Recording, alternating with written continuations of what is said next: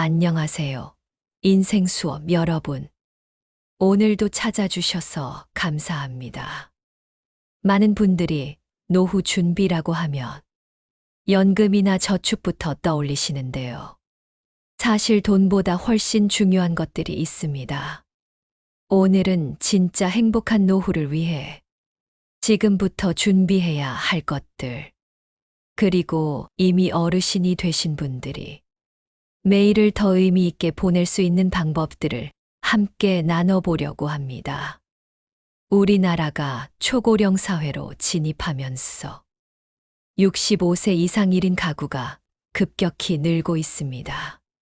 부부가 함께 살다가도 결국 한 분은 먼저 떠나시게 되죠. 이건 피할 수 없는 현실입니다. 그런데 혼자 산다고 해서 모두 외로운 건 아닙니다. 혼자 사는 것과 고립되는 것은 완전히 다른 이야기거든요. 중요한 건 혼자 즐길 줄 아는 능력을 기르는 것입니다. 혼자 맛있는 밥을 해 먹고, 혼자 쇼핑하며, 혼자 여행도 떠날 수 있는 자립심 말이에요. 제가 아는 한 분은 복지관에 처음 오실 때 항상 친구가 데려다 주셔야 했어요. 그런데 지금은 스스로 프로그램을 찾아보고 새로운 활동에도 적극적으로 참여하시거든요. 이분처럼 내가 원하는 일을 스스로 결정하고 실행할 수 있다면 삶이 훨씬 주체적이고 활기차집니다. 무엇보다 사회적 연결고리를 만드는 것이 핵심입니다. 동아리든 봉사활동이든 복지관 프로그램이든 정기적으로 참여하는 모임이 있어야 해요. 내가 나타나지 않으면 누군가 연락해주는 그런 관계망이 있다면 진정한 고립은 피할 수 있습니다. 이 영상 한 편을 보는 것만으로도 앞으로 남들보다 더 현명한 인생을 살아갈 수 있습니다. 영상 끝까지 들어보시면 절대 후회하지 않으실 거예요. 오늘 주제가 마음에 드신다면 구독과 좋아요 눌러주세요. 여러분들의 응원은 영상 제작에 큰 힘이 됩니다. 여러분의 마음을 위로하고 도움이 되는 좋은 콘텐츠로 반드시 보답하겠습니다. 건강한 노후는 하루아침에 만들어지지 않습니다. 중년부터 차근차근 준비해야 하는데 그 중에서도 가장 기본이 되는 3가지를 말씀드릴게요. 첫 번째는 수면 관리입니다. 나이가 들수록 잠의 질이 떨어지는 건 자연스러운 현상이에요. 하지만 그렇다고 포기하면 안 됩니다. 졸음이 올 때를 놓치지 말고 오후에는 카페인을 줄이고 7시간, 8시간은 꼭 주무세요. 낮잠도 30분 이내로 하시는 게 좋습니다. 우리 세대는 잠을 줄여가며 뭔가를 해내던 시대를 살았잖아요. 하지만 이제는 달라야 합니다. 충분한 수면이 있어야 면역력도 유지되고 기억력도 보호할 수 있거든요. 두 번째는 올바른 식습관입니다. 젊을 때는 뷔페가 좋았지만 이제는 적당히 먹는 것이 더 중요해요. 소화 기능이 예전 같지 않으니까 과식은 금물이고 아침, 점심, 저녁을 규칙적으로 드시는 습관을 들이세요. 세 번째는 햇볕 쬐며 걷기입니다. 운동이라고 거창할 필요 없어요. 매일 햇빛 보며 30분씩만 걸어도 충분합니다. 다만 자외선 차단은 꼭 하세요. 특히 남성분들이 선크림을 잘 안 바르시는데 지금부터라도 피부 관리 시작하시길 권합니다. 나이가 들면서 우울한 기분이 드는 건 누구나 겪는 자연스러운 일입니다. 외모도 변하고 기억력도 예전 같지 않고 체력도 떨어지죠. 하지만 이런 우울감이 우울증으로 발전하지 않도록 주의해야 합니다. 가장 중요한 건 나만 이런 게 아니다라는 걸 인정하는 거예요. 모든 사람이 비슷한 과정을 거칩니다. 만약 내가 더 힘들다면 그동안 내 몸을 충분히 돌보지 못했다는 신호일 수 있어요. 이제라도 늦지 않았으니 나를 더 아껴주면 됩니다. 요즘은 여행하기도 참 좋은 시대예요. 젊을 때는 시간이 없어서 못 갔지만 이제는 전국 어디든 대중교통으로 갈 수 있고 지역마다 축제도 많아졌거든요. 굳이 해외여행이 아니어도 국내의 아름다운 곳이 얼마나 많은지 몰라요.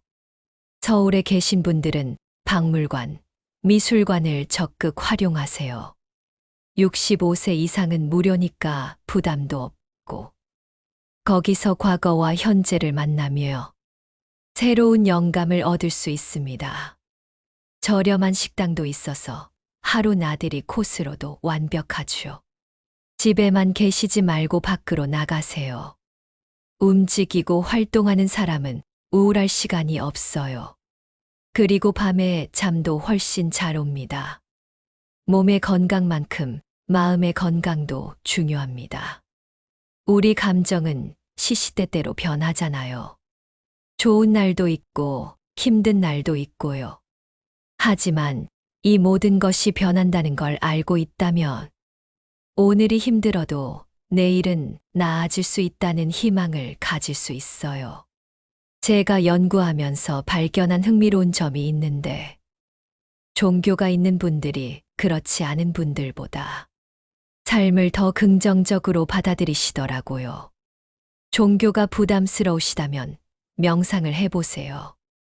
요즘은 책이나 앱으로도 쉽게 배울 수 있고 어디서든 할 수 있으니까 정신 건강에 큰 도움이 됩니다. 그리고 말의 힘을 잊지 마세요. 다정한 말에는 정말 꽃이 핀다고 하잖아요. 별것 아닌 일에도 좋네요. 고마워요. 잘하셨어요. 이런 긍정적인 말을 하는 습관을 들이세요. 상대방도 힘이 나고 나 자신도 덩달아 기분이 좋아집니다. 말도 습관이거든요. 처음엔 어색해도 계속 하다 보면 자연스러워져요. 노년기에 가장 많이 가진 것이 뭔지 아세요? 바로 시간입니다. 오늘은 또 뭘 할까 하고 고민하시는 분들이 정말 많아요. 이 시간을 어떻게 활용하느냐가 삶의 질을 결정합니다. 취미 활동이 바로 그 해답이에요. 복지관만 가봐도 악기, 노래, 댄스, 스포츠, 학습 등 정말 다양한 프로그램들이 있어요. 하나씩 시도해 보시다가 맞지 않으면 언제든 바꾸면 됩니다. 최근에 만난 한 분 이야기를 해드릴게요. 젊을 때 공학을 전공하셨는데 정년 퇴직 후에 부인과 함께 그림을 배우기 시작하셨대요. 큰 목표나 경쟁은 전혀 생각하지 않고 그냥 스케치하고 색칠하는 과정 자체를 즐기신다고 하더라고요. 이분처럼 결과보다는 과정을 즐기는 마음으로 접근하시면 됩니다.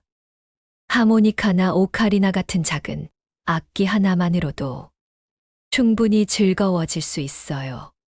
댄스를 배우면 인생이 정말 즐거워집니다. 또 다른 분은 직장 생활 내내 화가의 꿈을 품고 계셨대요. 주말마다 미술학원에 다니시면서 조금씩 실력을 쌓으셨는데 은퇴 후에 본격적으로 그림에 집중하기 시작하셨어요. 지금은 미술 전시회에도 출품하시고 상도 받으실 정도로 실력이 늘었다고 해요. 취미가 전업이 된 거죠. 10년 이상 꾸준히 한 취미는 충분히 전문 영역이 될 수 있습니다. 큰 돈을 벌지 못해도 보람있고 의미 있는 일이 되죠. 취미 활동이 단순히 시간 보내기용이라고 생각하시면 안 됩니다. 과학적으로 증명된 놀라운 효과들이 있어요.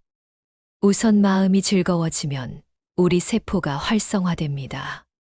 한 가지에 몰두하면 치매 예방에도 도움이 된다는 연구 결과들이 계속 나오고 있어요. 나이가 들수록 집중력이 떨어지는 게 자연스럽지만 뜨개질이든 그림 그리기든 사진 찍기든 취미 활동을 통해 집중력을 기를 수 있습니다. 집중하고 몰입하는 순간에는 다른 걱정들이 모두 사라져요. 명상 상태와 비슷한 효과가 나타나면서 마음이 안정되고 행복감이 증가합니다. 제가 아는 분 중에 사진을 취미로 시작하신 분이 계세요. 처음에는 손주 사진, 꽃 사진 정도 찍으시다가 점점 실력이 늘어서 복지관에서 장수 사진, 촬영 봉사를 하게 되셨어요.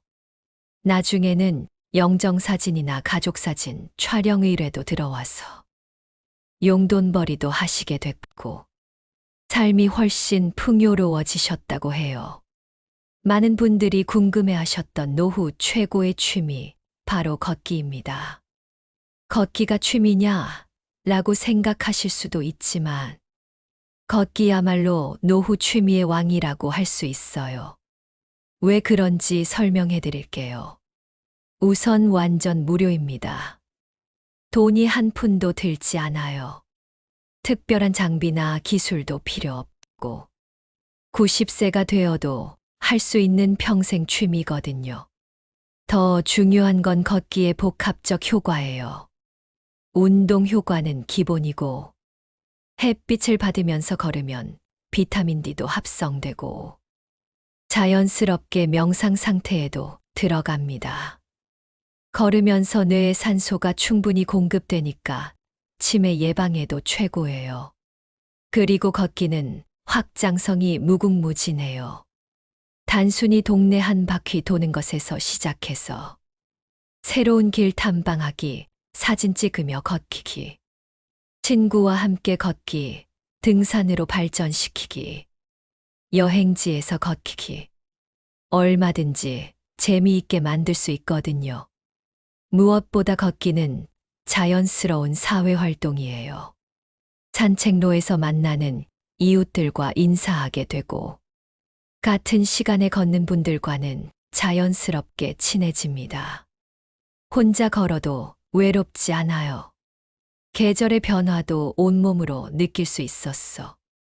우울감 해소에도 탁월하고요. 목적지를 정하고 걸으면 작은 모험이 되기도 해요. 오늘은 저 카페까지, 내일은 새로운 공원까지. 이런 식으로 목표를 정하면 걷기가 훨씬 재미있어집니다. 제가 만난 많은 어르신들 중에서 가장 건강하고 활기찬 분들의 공통점이 바로 매일 걷는 습관이었어요. 걷는 분들은 우울할 시간이 없고 밤에 잠도 잘 오고 식욕도 좋고 무엇보다 마음이 평온하시더라고요. 다른 취미들은 취향을 타지만 걷기는 정말 누구나 할 수 있고 효과는 확실합니다. 그래서 걷기가 노후 취미 압도적 1위라고 자신 있게 말씀드릴 수 있어요. 마지막으로 정말 중요한 이야기를 하고 싶어요. 여러분은 어떻게 늙어가고 싶으신가요? 초고령 사회가 되면서 세대 갈등이나 노인에 대한 부정적인 시선들이 생기고 있는 게 사실이에요. 하지만 우리 스스로 품격을 만들어 간다면 이런 편견들을 바꿀 수 있다고 생각합니다. 내면의 아름다움을 키우는 것이 노년기의 가장 중요한 과제라고 봐요. 내면이 아름다운 분들은 아무도 함부로 대할 수 없거든요. 그분의 말씨, 행동, 모든 것에서 품격이 느껴지니까요. 예를 들어 우리가 다 노인이라고 했어. 지하철 노인석을 모두 차지하고 앉을 수는 없잖아요. 내가 노인이어도 나보다 더 불편한 사람이 있다면 양보하는 마음. 건강하다면 서서 갈 수 있는 마음을 가져야 해요. 그리고 누군가 자리를 양보해 줬을 때는 당연하게 받지 말고 반드시 감사 인사를 해야 합니다. 이런 작은 배려들이 모였어 우리 사회를 더 아름답게 만들고 세대 간의 갈등도 줄일 수 있어요. 복지관에서 다양한 프로그램에 참여하시는 어르신들을 보면 정말 적극적이고 긍정적으로 사시는 분들이 많아요. 매일 다른 활동을 하시면서 담당 복지사와도 좋은 관계를 유지하시고 본인이 참여하지 않으면 연락이 올 정도로 사회적 연결망을 잘 유지하시거든요. 이처럼 혼자 있어도 고립되지 않고 건강한 생활 습관을 유지하면서 의미 있는 취미 활동으로 하루하루를 채워가신다면 정말 풍요로운 노후를 보낼 수 있을 거예요. 노년기는 피할 수 없지만 어떻게 보내느냐는 우리가 선택할 수 있습니다. 오늘부터 작은 것이라도 하나씩 시작해 보세요. 30년의 노후가 정말 즐거워질 거예요. 오늘 이야기를 들으며 여러분은 어떤 생각이 드셨나요? 여러분의 경험과 생각을 댓글로 나눠주세요. 여러분의 이야기가 누군가에게 큰 위로와 깨달음이 될 거예요. 끝까지 들어주신 여러분께 깊은 감사를 드려요. 오늘 이야기가 도움이 되셨다면 소중한 분들께 공유해 주시고 구독과 좋아요로 저를 응원해 주세요. 오늘도 행복한 하루 되세요.